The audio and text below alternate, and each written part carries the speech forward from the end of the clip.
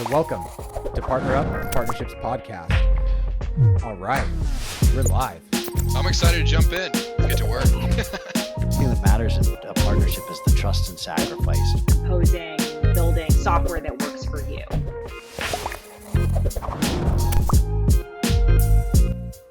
Justin, I feel like I just saw you yesterday. Is that because I saw you yesterday? Deja vu. Yep.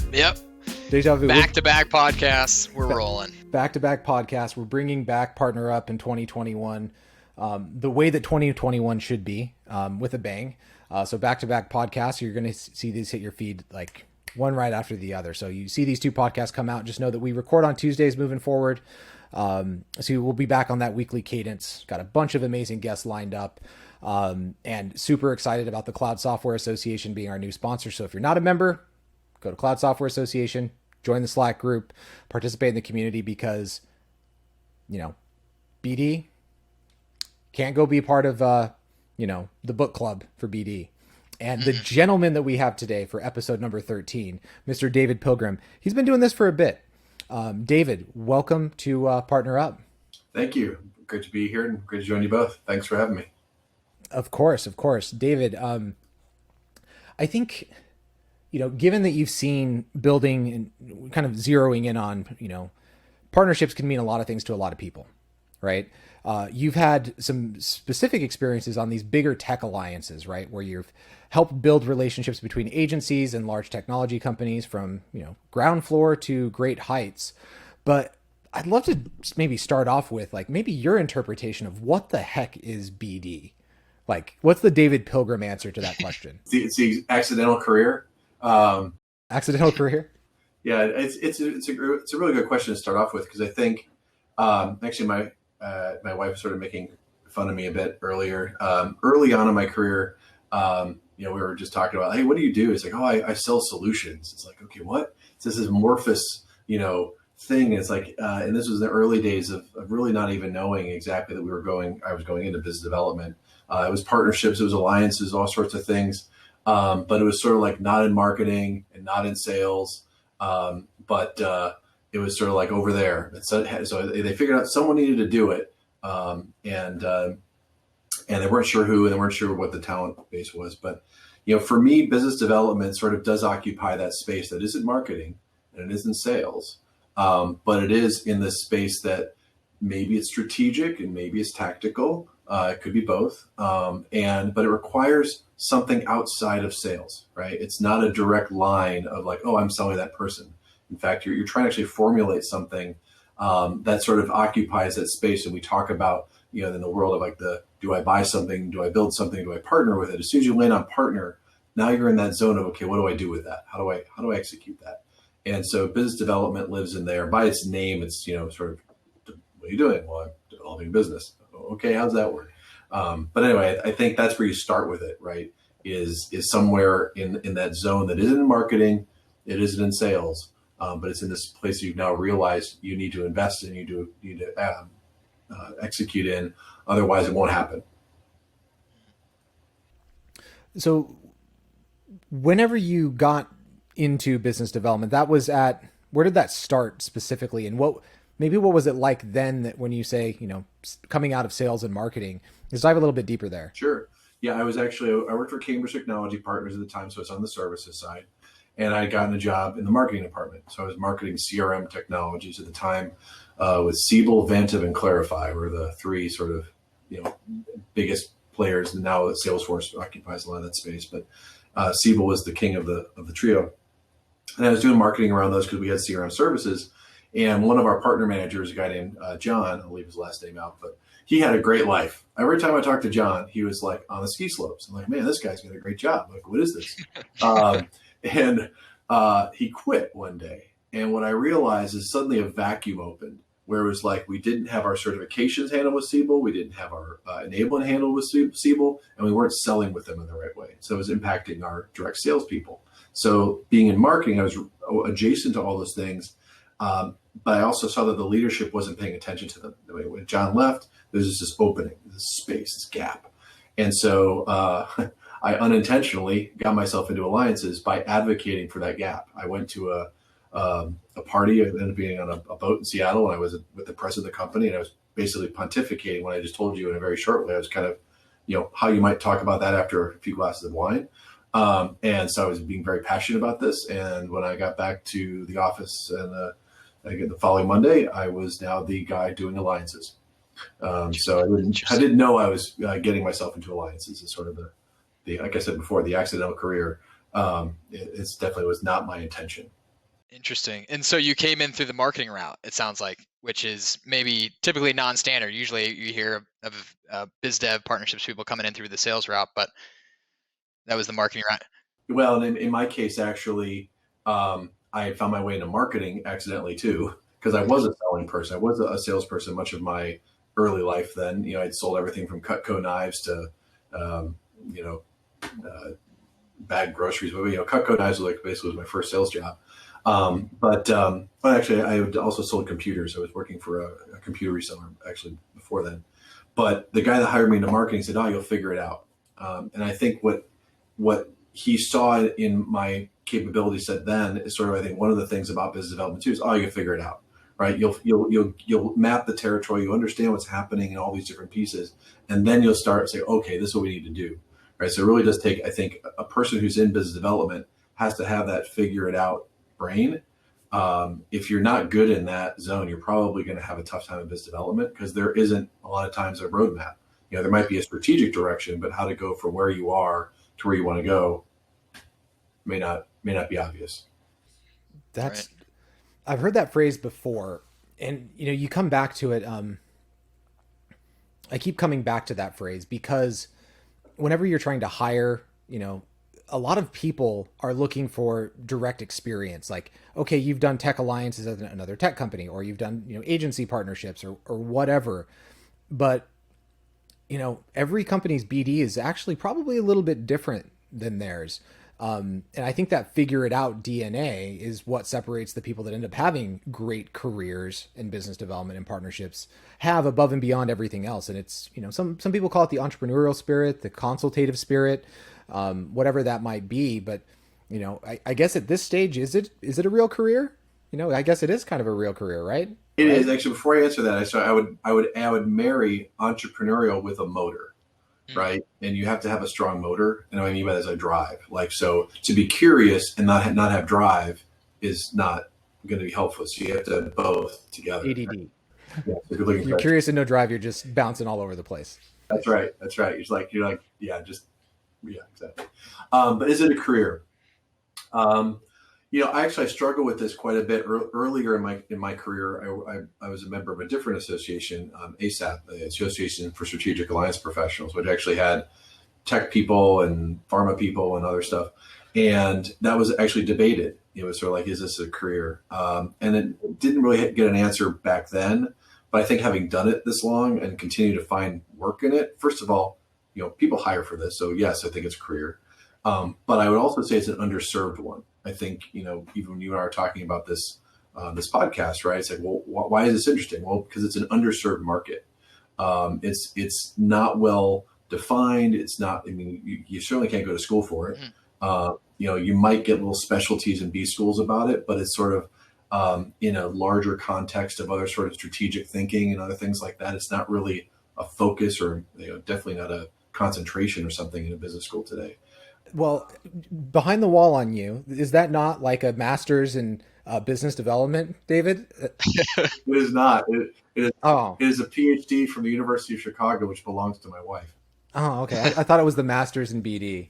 It's not. No.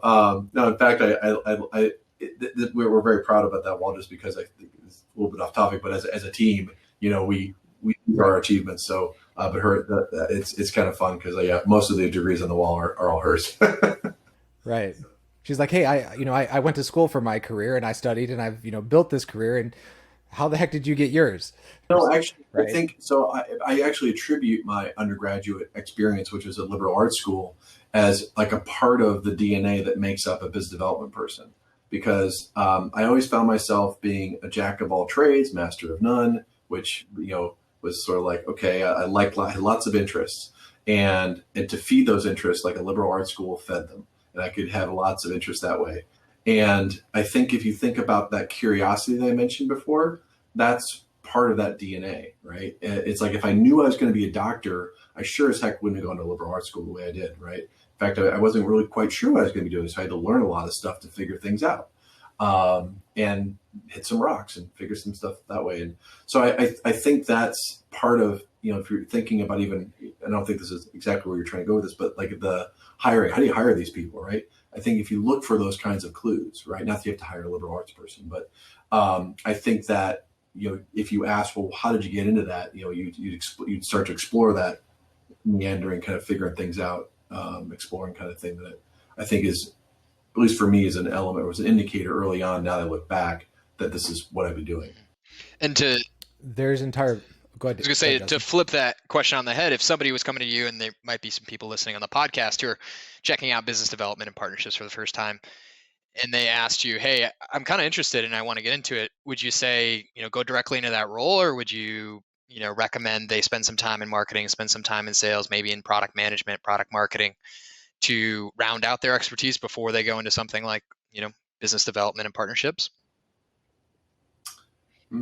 I think I'd have to throw it. It depends on that one, based on the individual, because I could see benefits for both of those, right? I think getting more experience in different areas gives you more context. So depending on where you're headed, but also for the right kind of person, this is the kind of job, back to that figure it out. If you have the right sponsorship, you have the right situation, you can figure it out, and especially if you're good at maybe enlisting more help from other folks, right? And so you can round it out other ways than having that experience yourself. So sorry to give you a yes and a yes answer, but yeah. That makes sense. Yeah. I think the thing that's always stood out to me is the folks that have had to solve problems, right? And like come up with a joint solution, like a better together story. So I've always liked people that have some agency experience, or consulting, SI experience. Like even if they had some small exposure at a giant, like an Accenture, it's like, hey, here's a client problem. You have to, participate in solving it. And it's that repetition of doing that over and over in BD. What we're really trying to do. There's two companies trying to solve a problem in the market. And speaking of those, the Goliaths, like, Accenture, we have David on the call. So there's kind of like David and Goliath there. No intentional play on words whatsoever. You've worked for the big and the small, David. So you've seen kind of both sides from, the Adobes, you've seen the, the small ones, the big ones like Adobe, like Oracle, the small ones. Now you're leading partnerships at Algolia, which is, on the startup end of the spectrum.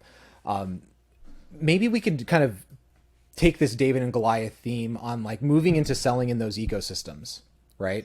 And unpack this David and Goliath story and how you partner up or, partner down. Sure. Yeah, I think, and it can go lots of directions. If you're a Goliath, first of all, you have to know which one you are, and be. Sometimes you can be a Goliath to one and a David to another, right? So even in the size that Algolia is today, there are some partners that actually are smaller than us, and so we do have broader reach than they have, and so on. But you kind of have to understand in any partner scenario which you are, right? And usually the one is going to be larger than the other, and then what you're partnering for. Right. We're working with, Algolia working with Adobe. And so like one of the ways you might work with them is like just to be in their marketplace, to have access to their customers and things like that. So it's a very common way where the Goliath is using their size to monetize essentially that size into the marketplace. So I'm going to pay to play. Right. So it's not a super strategic thing, but it's sort of like it's a ticket to the ball. Right. But vice versa. As the Dave in that scenario, maybe I'm trying to think about, well, what are other ways I could add value both for them and for me? And like, who could I sponsor with that? So it's like maybe more energy is going towards that ecosystem, both from a go-to-market perspective or a sell with or all those other things. But as the David in that scenario, my motion into like thinking about how I'm going to make value of that partnership is kind of where I spend my time, and then obviously executing it. So there's both sides of that. So I think, I guess one is you have to know which one you are. Two, you have to know why you're in it. And three, I would say you have to obviously have some measures. It was actually interesting. not to pick on the Adobe scenario, but I when I was talking about their marketplace, one of the things I love to ask when I'm in a partnership conversation is, well, what's in it for you? Like, I really truly want to understand, how do I get to that answer? Because if I can understand why you're in it, I can make sure that you're getting it. Well, then I'm going to have a fruitful partnership, at least from your way. So I'm maybe going to have a chance to get what I want, because like we're fulfilling each other's gaps or needs or whatever. The person on the phone at the time said, well, we know it's working, or our main measure is engagement in the marketplace. So basically, just someone click on your thing, and I'm like, that's not a measure I care about. Like, that doesn't even come close to something I care about. So I was like, very illuminated. I was like, oh, you care about something that doesn't even register for me. Like, okay, that's good to know. Because it immediately sort of gave me a better understanding about that relationship between their measures and what I'm trying to do, which is obviously generate revenue in my case. Interesting. And I've heard you say this phrase before: partnerships aren't always equal, but that doesn't mean they're not fair. Can you unpack that quote and what that means? Yeah, actually, I can tell you a specific story about that, but I'll tell you exactly, going back to what I said about knowing what you're going for, right, and understanding how they are attributing to each of your benefit, right. There was a time when I was at Adobe, and we were having a partner meeting with our key partner, a system integrator, and essentially it was the first time we were having a QBR. And the executive of the business unit, who's no longer with Adobe, but we put up the numbers, right, for the two businesses. And let's say, just to keep numbers out of this, but basically the ratio is like 4-1. It was like partner has 4, Adobe has 1, and immediately the Adobe, being the Goliath in that scenario, he was like, why is it like that? Why are they at 4 and we're at 1? Like, that's not fair. That's not even equal. And I'm like, hey, you realize that a services business, the margins on their business are way worse than ours, is one thing. So it's like, basically, it ended up that the money that each of us were making, Adobe was making more money, profit, right?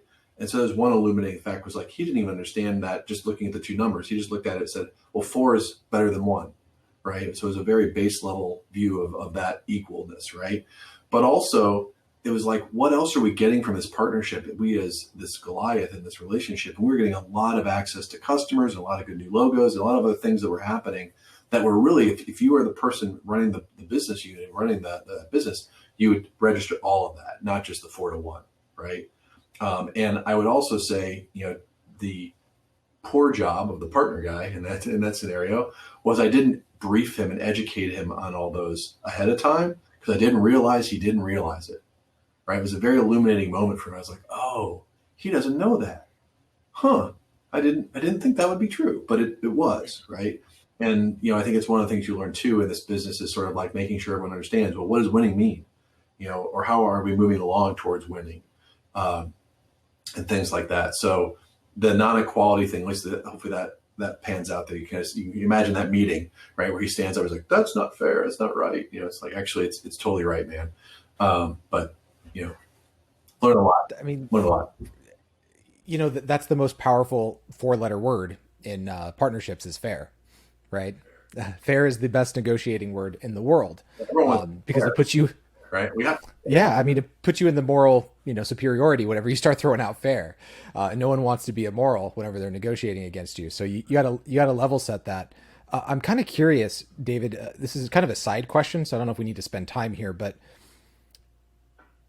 when you're in a growing company like an Algolia, or lots of folks are in that kind of like Series C, Series D kind of company, where it's like, hey, we got to figure out partnerships because we're going to go public. And if we don't have a partner ecosystem, like, we've had 3 people in partner roles before, they've all failed, blah, blah, blah. Or the team is scaling so much that you get new VPs coming in left and right. And every time a new executive comes in to your partner world, and you're running a little partner team, you kind of have to level set on the thing that you didn't get right in that first meeting. Do you have any tips or tricks on, like, you can't give them a master class, and you hate to show up to every partner meeting with like, okay, guys, let's level set on like exactly what BD means, or like, what would be like your tactical takeaway for, you have a new person coming in, they're evaluating or participating in your BD deal. How do you bring them up to speed on like what that winning aspiration is? Brand new, or they've been there long enough to know what they don't know yet? I mean, both. Okay, let's take them in two parts. So brand new, I think you have to start with the big object, like we're doing this because this is being this strategic objective of the company. We've said we want to do this, we're doing this, and this is why. Right, very very straightforward. So you want to ground on something that they hopefully already know, since they're so new. Like they know something about the company and where we're going and things like that. So you've got to ground there, right? The reason why I asked about if they are a little bit further is that they're going to start to have their own metrics, their own thing of the key things. So like, I'll give you my own example. Meeting with our chief revenue officer recently, she's been here for a little while, and I started to give her the macro view, and she like within minute 22 of the 30-minute meeting, she's like, yeah, that's great. How do we get 30% source revenue? Right? I need 30%. Like, so it's like it went right from the big picture right to the I need this. How are you gonna do that? Right? And so in that case, you've got to rotate it to their loci, if you will, so their point of view, to at least meet that. Because if you don't, you've lost them, I think. And so then, at least in my case, you're doing two things, right?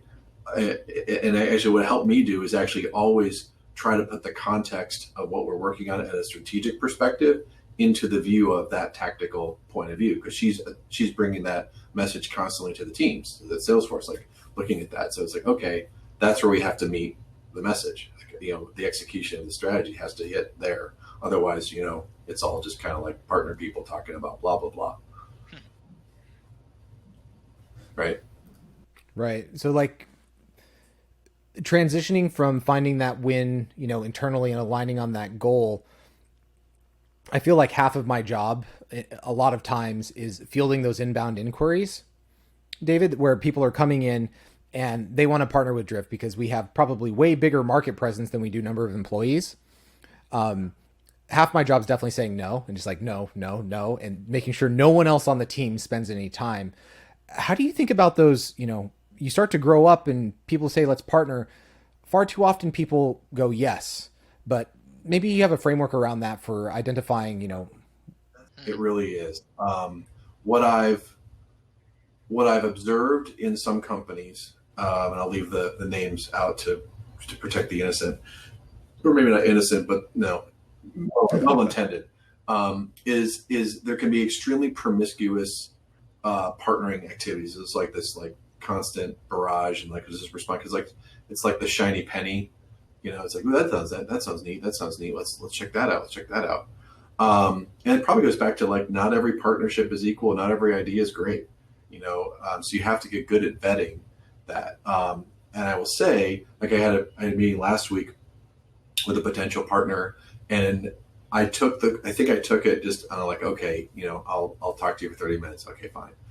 And within like 15 minutes, I was like, oh my gosh, there might be something here. Right? Like really something really great. Back to that sourced revenue thing, right? So I was like, oh, I think there's some opportunity to create sourced opportunity with this partner. Wow, I didn't see that coming. So, and I always say that because I think there's a balance, right? For us, like there are some macro strategic things, like looking at what are the highest correlated situations where we're selling, what are the right partner ecosystems to be in, how do we make sure we can execute them, and like those are all like motherhood and apple pie, goodness, right? If I had my druthers, particularly I'm speaking on my particular situation, I wish you could have, someone to vet those things. Cause like you said, that one of the values of you becoming, a more known software company at Drift is that inquiry stream, right? Somewhere in that pile of nothingness is actually a something, right? But if you always say no, or you have a filter that just pushes all that away, you won't find it. Right. So I think there is a balancing act. Of course, resources are not infinite. So if you can't do it, you can't do it.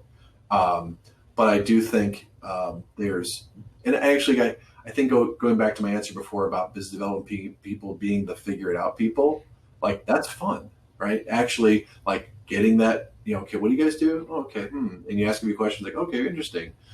You learn a lot and you see a lot. And I think there's benefit to that too. But, they're side benefits. Let's be honest. There's only one benefit you're looking for, which is revenue. So if you can't attribute revenue to it at some point, you might want to, stow it. Right.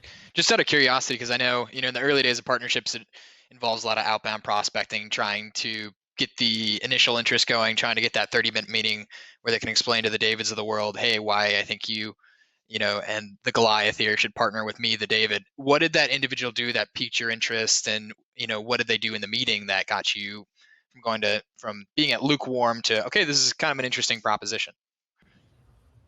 Well, in this case, it required me to, they didn't come with the hypothesis. Actually, I kept asking, well, what's your hypothesis? Why do you think we should partner? When you came to talk to me, what was your thing? And I got focus, right? So on one hand, it's if you are going to go have a meeting, have a hypothesis. That's a good idea. But in this particular case, when they were kind of going through their thing, they said they had 35,000 merchants, so commerce merchants that work with them. And I was like, well, our highest correlated customer is a commerce customer, right? So they're adjacent to where we are. And I'm like, oh my gosh, that's huge. 35,000 might be really interesting. And maybe somewhere there's 1,000 that would be great for us to go work on. But I wouldn't have found that, so I guess it takes two, right? Either you have a hypothesis or the person on the receiving end knows enough about their, initial indicators of a good possible relationship to be able to ask enough good questions. Otherwise, you're just gonna have a 30-minute or whatever, two ships in the night, conversation.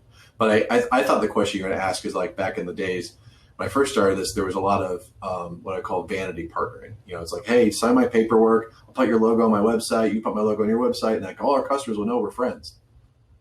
Hopefully, anyone who's listening, it's those days are gone, right? Those, we call them the Barney relationships. I love you, you love me, or the hug and chug relationship. Where it's there's if you really have these hug and chug events, I'll bring my sales team together, your sales team, and they'll get in the room and they'll spontaneously figure out how to work together. Never worked. Never on planet Earth did that ever actually work. People got drunk or whatever, they had a good time. Man, those guys are great. They bought us drinks. Doesn't make business, right? I was having a conversation with someone about this the other day. It's you have to do all the work ahead of time. Mm-hmm. Here are the 10 accounts we know we're mapped up to. Here's our value proposition. Here's what I need you to do. And again, back to your question, Jerry, on business development, that doesn't happen spontaneously. The BD brain comes up with all that, the whole play. And I call it the easy button, right? It's you have to make the easy button so that the salesperson, because what do salespeople want to do? They want to sell. They want to sell as easily as they can. So if you give them the easy button, they're oh, this is great. The BD team did a super job. All I do is come to the meeting. I learned these 3 things. I partnered up. And bam, I didn't mean to do that, but I did. But I did that, and this is how it worked. And it's if you try to make basically the playing field for them to act as small as possible to get them to go do it, right? And I think that's I'm trying to remember how I got on that exactly, but that's kind of where you're trying to fill that void of how to come together and be really a partner, right? Not just be a hug and jug scenario. Definitely. And in some of these other stories that you have, David, and these David and Goliath relationships, there's a bunch of ways to break down that day or week in the life, or even quarter in the life, or year in the life of someone leading tech alliances. And you can kind of start with, let's call it post-signing paper and having a value hypothesis that both parties agree on. You can kind of go into okay, the advocation phase, right? Where we're both going to market together. And then you have the measurement phase. Did that result in any business? Maybe on the advocating side of the side, right? Where you've signed the paperwork and you're going to market together. Any insights or stories around okay, you've got that, you're David, you've got Goliath to sign some paperwork with you. You've done your basic account mapping. Talk to me a little about, if you have a story around advocating. There's a couple ways to go with that. So I think, let me combine the data with the advocating and sort of a fail, if I could, because so when I was at CTP, this goes back far enough, I can just tell you the whole scenario, and it'll, it's old enough long ago that no one will put it all together, but it's fine. So Siebel, being who they were really getting into measuring the execution of their partners, the number of certifications they were having, the number of deals you were in, all that kind of stuff, and kind of what you were committed to from a partner level, right? And this was pretty new. I mean, this is almost 20 years ago. It's like it's a while ago, right? So it's pretty innovative. And they actually called us into a meeting and showed us how we were performing against our partners, and we were doing terribly against their our stack rank competitors. So Cambridge had a set of competitors, and so they used that data to powerfully basically make us commit more. So it was another $1 million they wanted from us at the time for marketing spend and this and that. So we said yes, right? So now to get to your question about like communicating that and advocating it, right? So we saved the partnership, or what it felt like, it right? They gave us this bad news and told us how terrible we were doing. We made this commitment, and then we came back and we got to the head of sales and we told her how this is all laid out and what we had committed. And she turned to me and she goes, David, I don't think you understand what we do here. I'm like, I'm sorry? She's like, we don't sell software. I'm like, well, yeah, I know we sell the services next to the software. She's like, no, we're not going to commit to working with them that way. That's just not how we work. And so we had this massive gap in our partner strategies and what we were committing to doing, and basically getting roasted by Siebel to commit to. And we then had no commitment from the field, zero, none, right? So massive advocacy gap, massive alignment gap that we just didn't realize. When I was at Adobe, we had come up with a brand new selling motion with a partner to basically embed the Adobe the Adobe Marketing Cloud technology platform as a consumable product that the partner could sell with their services. Basically, it was like a brand new combined model, never been done before. And we thought it'd be really awesome. And essentially it took control away from the sales force. This is another sort of miss in the advocacy. I hate to give examples where I screwed up, but I guess these are more entertaining than ones I got it right. But essentially we brought that out, that new model with the partner, and it turned the partner into a pariah with the sales force overnight, because they saw the partner now as a competitor to their direct selling motion, and they weren't bought in from an executive perspective, even though in this case we had executive buy-in. They just didn't think it through. And so we executed the strategy, but the sales leadership didn't execute the message with the team. So it didn't work. Gotcha. So in both cases, advocacy really got either didn't happen because it was a misalignment, or we didn't get it right in the execution advocacy with field sales force. But I think overall, our jobs in business development is to make that alignment. And I would say in the 20 years I've been doing this, those are mistakes I made that I hopefully wouldn't repeat. But I think they illuminate well kind of what happens when everyone's on the same page, right? The partner people are over there doing that thing, and then all of a sudden they come up with this idea that's going to make everyone lots of money. This will be great. Like the whole idea was like, wait, you're going to get your partners to actually sell for you? Like they're actually going to channel this and bring us, like, that's exactly what we want. We want to lower our cost of sale. It'll be amazing. Except the salespeople didn't like it. Mm-hmm. So did that change how you approach the next partnership in terms of what conversations you had before framing or while you were framing the partnership, or how did that adjust your approach going forward? Yeah, absolutely. I mean, it's one of those things that, again, it's sort of back to the thing where it sort of surprised me that leader didn't know what I didn't know they didn't know in that meeting. It's the same thing here. So you learn that, like, okay, make sure, and I have to say that even had we gotten that right, and had we had everyone on the same page, I still think there are situations where when you change the relationship, or you're trying to change how you get into market, you can cross wires. I mean, that's just part of the creation process. I mean, it's not always a perfect science. In fact, I wouldn't say, you've heard that before. It's an art and it's a science, right? There's both in this craft. But yeah, if I were to do it again, I would certainly change and basically have executives communicate, not just buy in, but communicate it out, so that we would at least have a chance to not have that friction with the field. But if you have a company that's been a direct selling motion for a long time, and you add a new selling motion into it, you could have problems. Right. I mean, that's the reality. Around that advocacy, that's I think you bring up a bunch of good points on. You need to know where their allegiances are in terms of the metrics, what's important to the organization, kind of based on title. It kind of brings up a quick question, David, like, you're the head of sales or the head of delivery or the head of marketing might have some misalignment here. What's your quick take on where partners should report? And is that different based on the stage of the company? That is a great question, because it is, it's the sales and marketing alignment question rephrased for BD, basically, right? I would say never in marketing, for the most part. It's either in sales, like in my company today, it's actually under a strategic BD executive, right? So it's a strategic investment area within the company. But I think most of the time, I shouldn't say never marketing, but if it's in marketing, it basically says, okay, you're a function of marketing, right? When I was at a services company, actually, alliances was a function of operations. Like basically, you need the alliances to operate the consultancy, because those were basically the fuel that was fueling the services work, and so it's sort of that area. So I think that the question is that alignment ends up being your key constituent in what you're driving. So if it's an ops, you're driving consulting, and it's of course it's sold by sales, but you're fulfilling that part of it.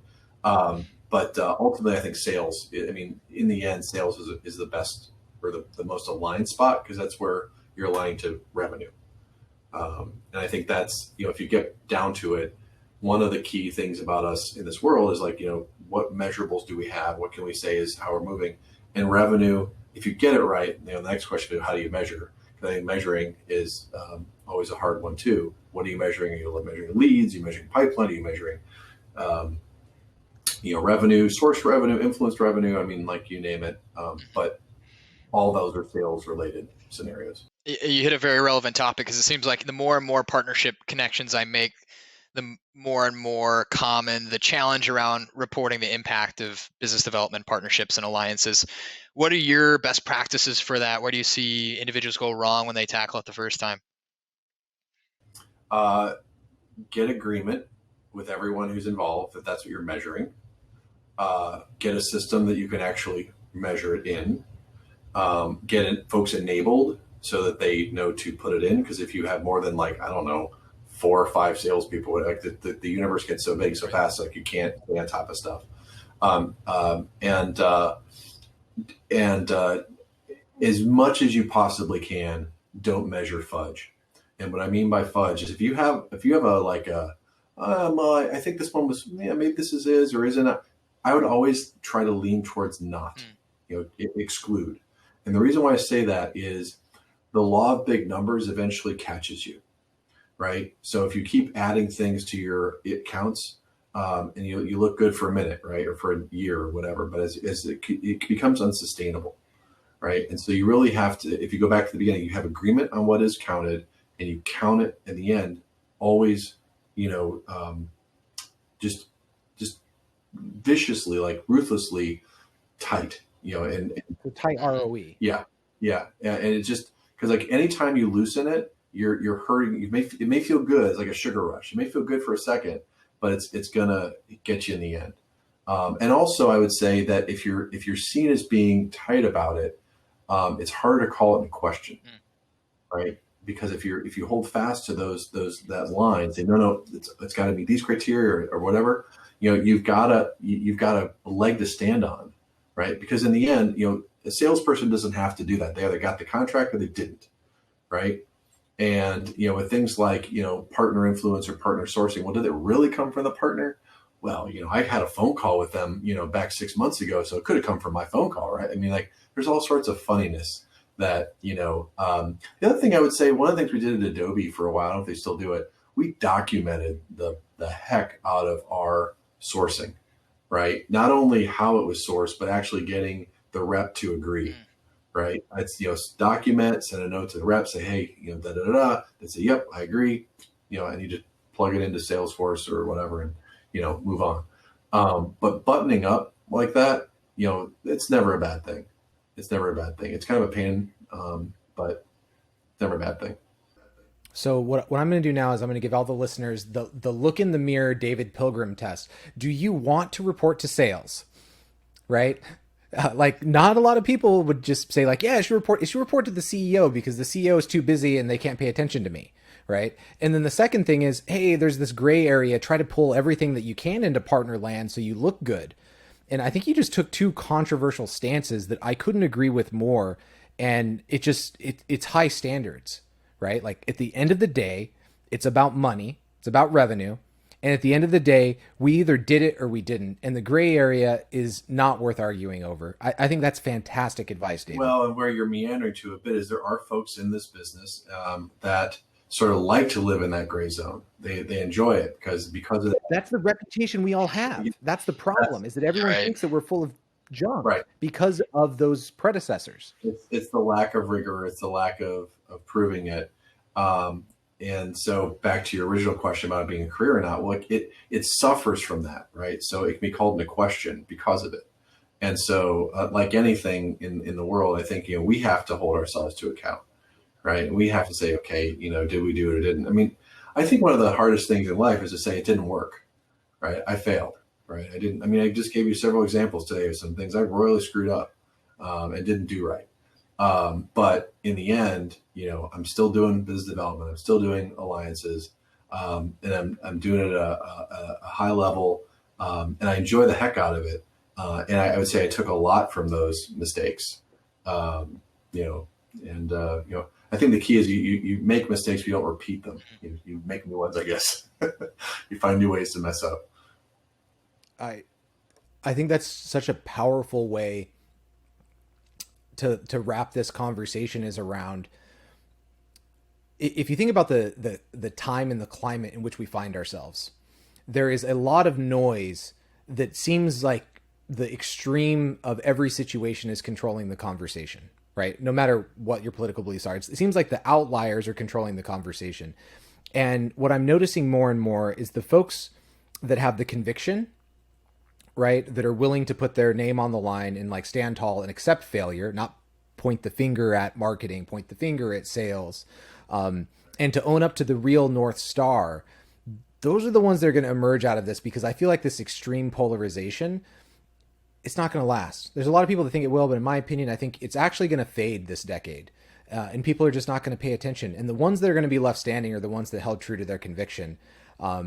And we should not repeat the sins of our forebears in business development and the gray area. And David, I think you said that better than anyone I've talked to around this. We just had Martin Luther King Day yesterday. The truth will set you free, right? And here. You can't argue the truth, right? And I know we've had to your point, a lot of fact. I can have my facts and you can have your facts, and the truth is, no, you can't. The numbers are the numbers. The numbers don't lie. I think it's an absolute, right? And so I think if you can tether to absolutes, which are numbers, and they're proven and they're real and they're believable and they're sustained, you're going to be in a better spot and a better business person for it, for sure. And even the tip around getting confirmation from the rep and recording that too. It's just another confirmation around that no one asked you to do, but it adds conviction to your position. And I think it's just such a fantastic way. So before we go, I have to remind everyone that we're now partnered with the Cloud Software Association. If you haven't yet, go join the Slack group. It's a ton of fun. You know how to mute Slacks where they're not blowing you up all day, but you also have a community to follow up with questions on from the stuff that David brought out in this episode. And we're going to be doing live episodes in the future with them. So it's going to be a ton of fun. Go join up. Cloud Software Association. Any parting words or thoughts, David? You've dropped so many nuggets. I'm going to break down this, Tech Alliance, David and Goliath story into maybe some future content, and we'll definitely have to have you back on. But any parting words? No, I'd love to come back. I think, I think for everyone, it's one of those things where you ask about the career and these other things. And it's even just explaining to folks what you do, right? And it's what impact do you make? And if you can really hone in on that, it's great for your, in the future when you're back to Thanksgiving and you're trying to explain to your family and friends what it is you do for a living. But also explain it to your bosses, your executives. And I think you'll be surprised if you can truly advocate and talk about what you're aiming for. you'll be surprised at the help you'll get. You'll get a lot of people who'll be energized and excited to help. So I'll leave you with that, and love to come back, and really appreciate the opportunity to speak to you guys and all of your listeners. Amazing. Well, don't forget, subscribe. So like on YouTube, leave us a review on Apple Podcasts. Justin, I hear, is a big fan of getting constant feedback. So he wants to see those 5-star reviews coming in all the time. His ego just eats them up. And this one with David, if you didn't think it was worth 5 stars, then I don't know what is in the partner world. So thanks so much, PartnerUp. We'll see you next time. I'll take the blame. There we go. Yeah, it's all on David. It's all on David. All right. Thanks, y'all. See you next time.